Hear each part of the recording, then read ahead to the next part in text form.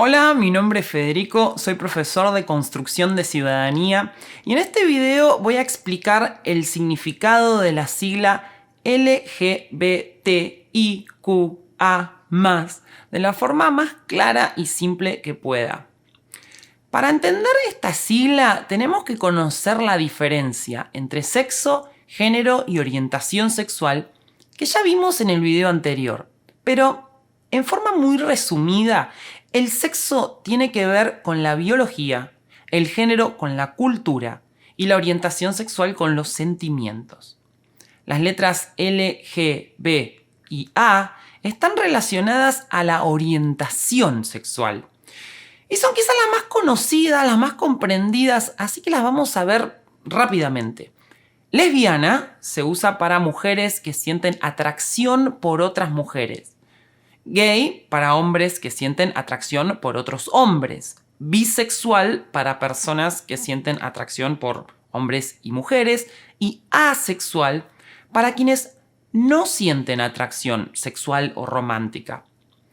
Un poco más compleja es la letra I. Esta es la letra relacionada al sexo y se refiere a la intersexualidad. ¿Qué es esto? En principio, los humanos nacemos machos o hembras como la mayoría de los animales que conocemos. Pero existen algunas personas que nacen con características sexuales que no coinciden totalmente con uno de estos sexos. ¿De verdad existe eso? Sí. Es difícil saber qué porcentaje de humanos nacen con esta condición biológica, pero en cualquier caso son millones de personas en el mundo. A veces puede ser algo evidente, algo observable en los genitales externos, a veces es más difícil de ver. Antiguamente, a esta gente se la llamaba hermafrodita, término que no es nada correcto. El hermafroditismo existe en plantas y animales como estrellas de mar o caracoles, pero no en seres humanos. Los hermafroditas reales tienen ambos sexos al mismo tiempo o pueden convertirse al sexo opuesto a lo largo de su vida. Esto en los seres humanos no existe. ¿Estoy diciendo entonces que los hombres no se pueden convertir en mujeres o las mujeres no se pueden convertir en hombres? ¿Qué son las personas trans entonces? Efectivamente, las personas trans pasan de ser mujeres a hombres o al revés, pero lo que cambian no es su sexo, sino su género. Es decir, todo lo que la sociedad, la cultura asocia a lo femenino o a lo masculino. Una persona que usa vestido, tacos altos, se pinta los labios y se llama María, entra dentro de lo que nuestra cultura considera femenino. Si esa persona nació con la biología de un macho, entonces es transgénero.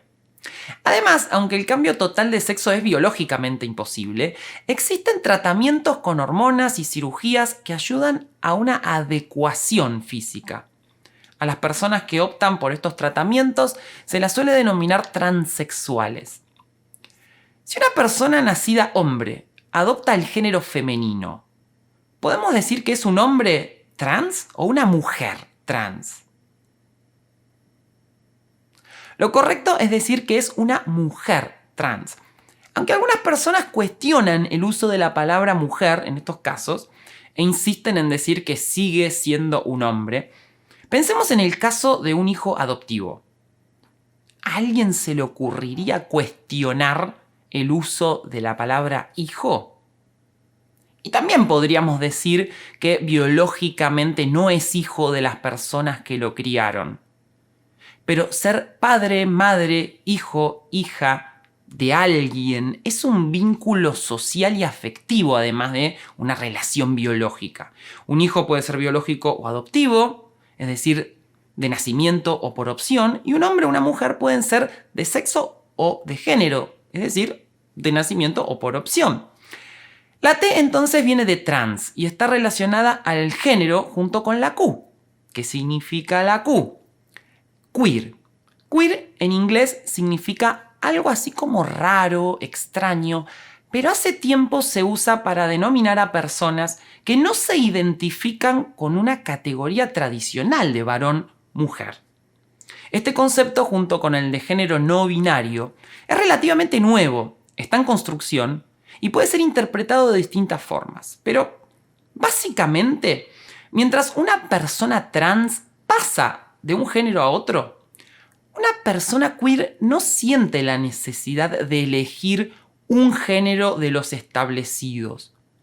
Esto quiere decir que puede llamarse Mario y pintarse los labios, o usar vestido y dejarse la barba.